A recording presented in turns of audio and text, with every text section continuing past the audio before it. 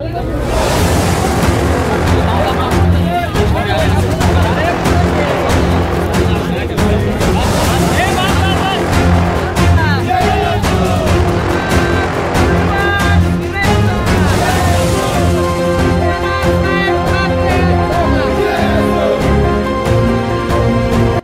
आज या ठिकाणी पुणे पोलिसांच्या विशेष सहकार्याने हे जे ना मुक्त ड्रग्ज विक्री केंद्र चालू केले, हे प्रतिकात्मक ड्रग्ज आम्ही या ठिकाणी आणलेले आहेत। या सिरिंजेस, हे गांजा, हे तुम्ही जे काही ओळख विसरता कामा नये। इथल्या तरुणांची आमची बांधिलकी, इथल्या तरुणांचं भविष्य हे इथे कुठेतरी धुळीस मिळता कामा नये, हे आम्हाला खूप वाटतं। यासाठी ही जी घटना घडली ही आत्ताच फ्रेश आम्हाला वाटलं होतं। एवढे पब त्यांनी बंद केलेत, एवढे क्लब बंद केलेत, काय बंद केले क्लब त्यांनी, काय बंद केलेत? काय हप्तेखोरीसाठी हे सगळं चालू आहे का?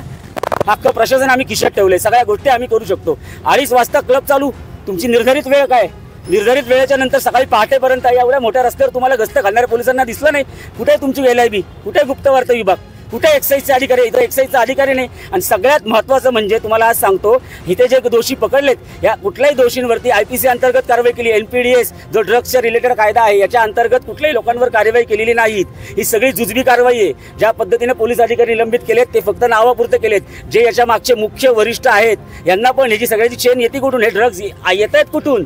हे काय सगळं सोपं आहे? आम्हाला या सगळ्या गोष्टी काय कळत नाहीयेत? या सगळ्याला छडा महाराष्ट्र विद्यार्थी संघ नक्कीच लावू शकते, पण हे काम पोलिसांचं आहे। कायदा आम्हाला हातात घेऊन लावू नये। आम्ही हात जोडून आयुक्तांना पत्र दिले, विनंती करतो आजही या ठिकाणी की पुणेकर तरुण तुमच्याकडे आशेने पाहतोय, आमची तरुणाई वाचवा, आमचं भविष्य वाचवा। या ठिकाणी ज्या पद्धतीनं हे पुण्याची ओळख बनत चालली, ज्या पद्धतीनं ड्रग्सचा सोय लावला, खूप खूप वाईट वाटतंय। आम्ही सगळे इथे तरुण म्हणून शिकतो, युवक म्हणून शिकतो। सन्मान्य राजसाहेबांची आम्हाला कायम शिकवणे, अमित साहेबांची आम्हाला कायम शिकवणे, विद्यार्थी सर्वतोपरी अमित साहेब मानतात आणि यांच्याच आदेशान्वये आम्ही आज या ठिकाणी काम करतोय। मागेही आम्ही या बाबतीत आग्रही होतो, आजही होतो। इथून पुढे नक्कीच आम्ही एक इशारा देतो की मनसे आहे, जोपर्यंत मनसे आहे तोपर्यंत इथं पब चालू करून देणार,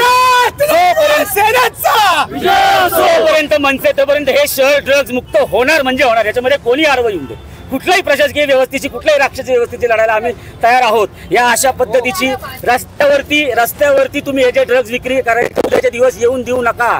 हे जे काय आज आम्ही प्रतिकात्मक केले, उद्या खरं होऊ शकतं आणि ही सगळी जबाबदारी पोलिसांची आहे। व्यवस्थेवरती यांनी लक्ष द्यावं, यांनी एक्साईज डिपार्टमेंटनी याच्यामध्ये काय लक्ष द्यावं। आपले जे कोणी 5 पैसे 5 पाकिटमारीची संस्कृती चालू आहे, या 5 पैशांच्या चिरीमिरीसाठी आमच्या तरुणांचं भविष्य देशोधडीला लावू नये, ही आमची अगदी तळतळीची मागणी आहे।